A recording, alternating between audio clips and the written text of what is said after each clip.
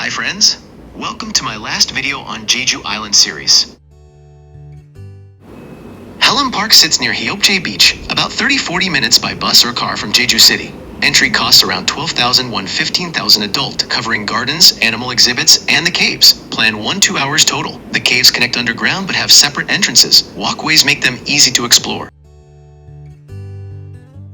This is the statue of Bong, the pioneer who made Hallim Park a botanical paradise from a barren land. He began to develop this barren land in 1971 when he was 40 years old because he recognized that tourism would be the future industry of Jeju Island. Hallim Park is now one of the most beautiful features of Jeju Island, attracting over 1 million visitors per year. 100 local residents are working here in Hallim.